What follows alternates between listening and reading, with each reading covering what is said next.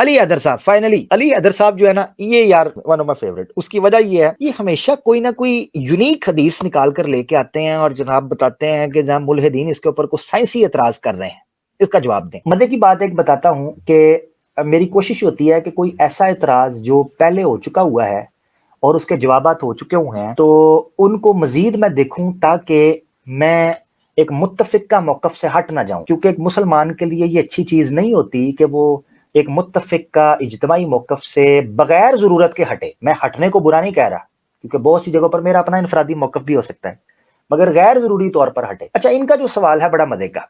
اس سوال کے اوپر یوٹیوب پر یا میں نے کئی ہمارے جو متقدمین ہیں ان کی کتابوں پر میں نے اس سوال کے جواب ہی نہیں دیکھا. اب اس کا جو میں جواب دوں گا، چونکہ میں نے کہا کہ مجھے میرے علم کے مطابق اس سے پہلے اس سوال کا جواب کہیں سے نہیں ملا، تو جو جواب میں دوں گا اگر کوئی اس سے متفق ہوگا تو ویل انف، اگر کوئی متفق نہیں ہوگا تو وہ اس سے بہتر کوئی جواب ضرور دے تو میں اس سے متفق ہو جاؤں گا. اسی لیے میں نے بنیادی طور پر یہ موقف رکھا کہ ہمیں غیر ضروری طور پر اپنے متفق کا جوابات سے نہیں ہٹنا چاہیے جب تک ہمیں ضرورت نہ ہو. اعتراض کیا ہے؟ صحیح مسلم کی حدیث ہے 2955C. صحیح مسلم کی 2955A بی اور سی تینوں حدیثیں ایک ہی طرح سے ٹریٹ ہوں گی. الفاظ جن پر اعتراض ہوتا ہے وہ یہ ہے کہ اللہ کے رسول نے فرمایا وَلَيْسَ مِنَ الْإِنسَانِ شَيْءٌ إِلَّا يَبْلَى. انسان کی کوئی بھی چیز صحیح سلامت نہیں رہے گی، مٹی ہو جائے گی. إِلَّا عَظْمًا وَاحِدًا، مگر ایک ہڈی. وَهُوَ عَجْبُ الذَّنَبِ، اور وہ دم والی ہڈی ہے، ٹیل بون. یہ میں لغوی ترجمہ کر رہا ہوں. وَمِنْهُ يُرَكَّبُ الْخَلْقُ، اسی سے ہی خلق کو تخلیق کیا جائے گا، دوبارہ کھڑا کیا جائے گا یوم القیامت، قیامت کے دن. دوسری حدیث بھی 2955B اور سی اسی ٹاپک کو بیان کرتی ہے کہ انسان جب مرتا ہے اس کے بعد ساری ہڈی ختم ہو جاتی ہے، صرف جو ٹیل بون ہے یعنی ریڑھ کی ہڈی کے پیچھے جو چونچ ہے تو وہ باقی رہ جائے گی.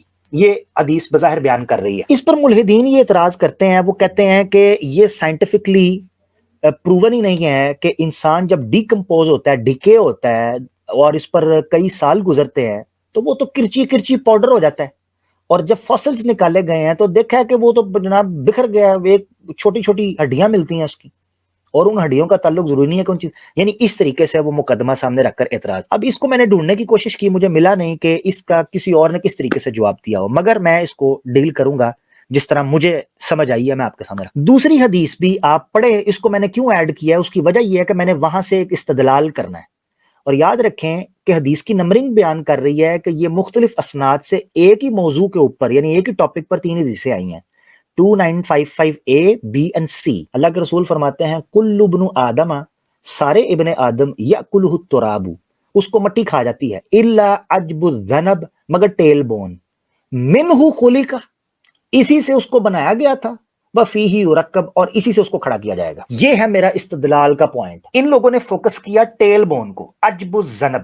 یہاں دو چیزیں آپ نے سمجھنی ہیں، عجب اور الذنب، اس کو بھی سمجھنا ہے، اور منہ خلق سے میرا استدلال کیا وہ سمجھنا ہے. میں اس کو پہلے اپنے استدلال کو رکھ دیتا ہوں تاکہ آپ سمجھیں. منہ خلق یعنی جس سے انسان کو بنایا گیا تھا، یہ وہ بون تھی. قرآن میں اور حدیث میں کسی جگہ پر بھی نہیں لکھا کہ اس کو ٹیل بون کے ساتھ بنایا گیا. اعتراض تو سب سے پہلے یہ اٹھتا تھا کہ قرآن میں تو لکھا ہے کہ اس کو پانی سے بنایا گیا، تو یہ ٹیل بون کیسے آ گئی حدیث کے اندر؟ اس اعتبار سے اگر دیکھا جائے تو اس حدیث کا موضوع بظاہر کانٹراڈکٹ کرتا ہے، تضاد کرتا ہے قرآن کے اصل تخلیقی پلان کے ساتھ. اس اعتبار سے پھر ہمیں سمجھنا پڑے گا کہ یہاں جو ٹیل بون سے بنانے کی بات کی گئی ہے، منہ خلق، اس کا مطلب کیا ہے، کہ پھر یہ عجب الذنب ہے کیا، کیونکہ قرآن کے اندر اس کا ذکر نہیں. عجب الذنب اگر ہڈی کے معنی میں سمجھا جائے تو بظاہر اس کا مطلب بنتا ہے ریڑھ کی ہڈی جہاں ختم ہوتی ہے نا، اس ہڈی کو کہتے ہیں ٹیل بون، یعنی جہاں وہ چونچ سی ختم ہوتی ہے جا. یہ تو ہو گیا اس کا لٹرل میننگ. مگر منہ خلق سے مجھے جو چیز سمجھ آئی وہ یہ سمجھ آئی کہ یہاں ڈی این اے کی بات ہو رہی ہے. اب آپ لوگ حیران ہوں گے کہ یہ ڈی این اے کی کیسے بات کر سکتے، کیونکہ یہاں تو صاف پتہ چل رہا ہے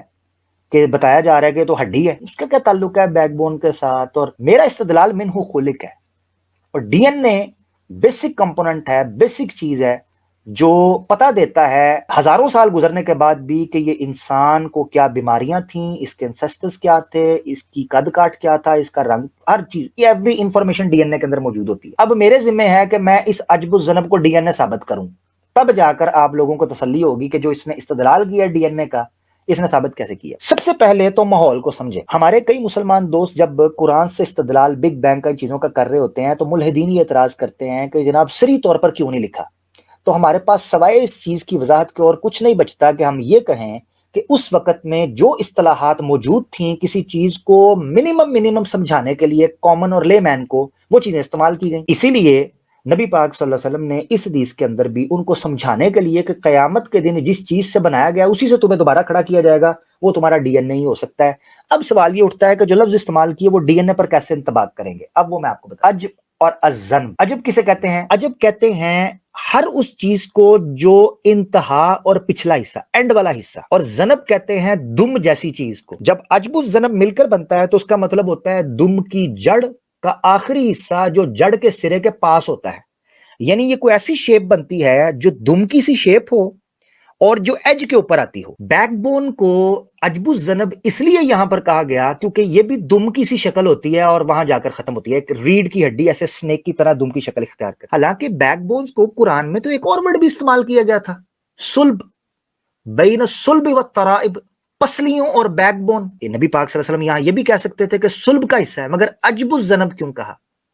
اس وقت کے لوگوں کو جو چیز سمجھ آ سکتی تھی انہوں نے اس وقت کے لیے ان کو بیان کر دیا. یہ آپ کے سامنے ایک پکچر ہے جس میں ڈی این اے کے جو 2 سٹرینڈز ہیں وہ بیان کیے گئے ہیں. ڈی این اے کی ڈیٹیل کیا ہے، اس کے اندر کیا کمپوننٹس مل کر بنتے ہیں، اس کی بیسس کیا ہے، اس چیزوں کے اندر میں نہیں جا رہا. بیس پیئر بنتے ہیں ایڈینائن، تھائمائن، گوانائن اور سیٹوسائن. اے کے مقابلے میں ٹی اور جی کے مقابلے میں سی، یہ لیئرز بنتی ہیں. بیسس پیئرز ہوتے ہیں، ان کو جو دیوار جوڑ کر رکھتی ہے، میں آسان لفظوں میں سمجھا رہا ہوں، دیکھ سکتے دیوار جو جوڑ کر رکھتی ہے وہ شوگر فاسفیٹ بیک بون کہلاتے ہیں، ڈی این اے کی بیک بون. اب ڈی این اے کے اندر یہ بیک بون کیا کام کرتی ہے یہ میں آپ کو سنوانا چاہتا ہوں. اس کی السٹریشن بھی میں آپ کو دکھا دیتا ہوں. ایک آرٹیکل ہے 2009 کے اندر، اس طریقے سے جو ڈی این اے ہے اس کے نیچے چھوٹے بیک بونز کی طرح بلاک بنے ہوئے ہیں. یہ بالکل ایسی ٹیل بنی ہوئی ہے جیسے عجب الذنب ہوتی ہے، اور اس میں بیس پیئرز بنے، اور نیچے یہ دیکھیں آپ، یہ جو چیز ایرو بنا ہوا ہے، جو بلاکس چھوٹے آپ کو نظر آ رہے ہیں، پائپ جیسے پائپ لائن پڑی ہوتی ہے، یہ وہ شوگر فاسفیٹ بیک بون ہے جو ان بیس پیئرز کو پیٹرن کے اندر جوڑے رکھتی ہے. اور یہ 2 سٹرینڈز مل کر ایک لیڈر کی شکل، ایک سیڑھی کی شکل اختیار کرتے ہیں جس طرح آپ کو یہاں نظر آ رہے ہیں. اب میں آپ کے ساتھ ایک آرٹیکل شیئر کرنا چاہتا ہوں اور میں آپ کو ایک آڈیو بھی سناؤں گا. یہ سائٹ ہے national human genome research institute NIH. اس میں ایک پورا ٹاپک ہے فاسفیٹ بیک بون، کہ بیک بون کیا کام کرتی ہے. ڈی این اے کے اندر جو شوگر فاسفیٹ بیک بون ہوتی ہے وہ کیا کام کرتی ہے. Phosphate back bone is the portion of the DNA double helix that provides structural support to the molecule. یہ بیک بون کیا کرتی ہے؟ Structural support. کیونکہ اگر یہ بیک بون نہ ہو تو جو بیس پیئرز ہوتے ہیں ڈی این اے کے وہ تتر بتر ہو جائیں گے. اور جس سیکوینس میں وہ چل رہے ہیں کہ ٹی کے مقابلے میں اے اور سی اور جی، اس مقابلے D N A consist of 2 strands that wind around each other like a twisted ladder. وہ سارا بیان ہو گیا. اس میں بھی یہ دیکھیں، وہ آپ کو السٹریشن کے ذریعے بیان کریں گے. شوگر فاسفیٹ بیک بون، دونوں اینڈز کے اوپر شوگر اور فاسفیٹ بیک بونز ہیں. یہ بڑا کیوب جو بنا ہوا ہے، ایس کا شوگر اور پی فاسفیٹ کا بیک بون، یہ کیا کر رہے ہیں؟ 2 بیسز ہیں، یعنی اے کے مقابلے میں ٹی بیس پیئر بن رہا ہے اور جی کے مقابلے میں سی اپوزٹ. تو یہ پیئرز بن رہے ہیں، ان کو وہ سٹرینڈز اسٹرکچرل سپورٹ فراہم کر رہا ہے ڈی این اے کی بیک بون. اور یہ بالکل اسی طرح سے گھومتا ہے بیک بون جس طرح میں نے آپ کو دوسری پکچر میں دکھایا تھا کہ یہ ڈی این اے کی سپورٹ کرتے ہوئے ٹیل کی طرح چلتا. اب میں آپ کو ایک آڈیو سنانا چاہتا ہوں. The phosphate backbone is the outside of the ladder. When you see a picture of DNA or RNA, the sides connecting all the molecules are where the phosphate backbones are. And they have this remarkable property in that phosphate backbones link the chemical building blocks of DNA, the nucleotides, together in a very... اب یہ جملہ آپ نے غور سے سننا ہے. And they have this remarkable property in that phosphate backbones link the chemical building blocks of DNA, the nucleotides, together in a very stable way, and so that it is very difficult to break those bonds and take specific enzymes to do it. DNA, the nucleotides, together in a very stable way. Link the chemical building blocks of DNA, the nucleotides, together in a very stable way, and so that it is very difficult to break those bonds and take specific enzymes to do it. The other remarkable thing about phosphate backbones is the energy for forming the DNA polymer comes from the phosphate itself. So when DNA is synthesized, there's an ATP, an energy molecule that's part of the phosphate backbone that is used to link the DNA together. That's part of the phosphate backbone that is used to link the DNA together.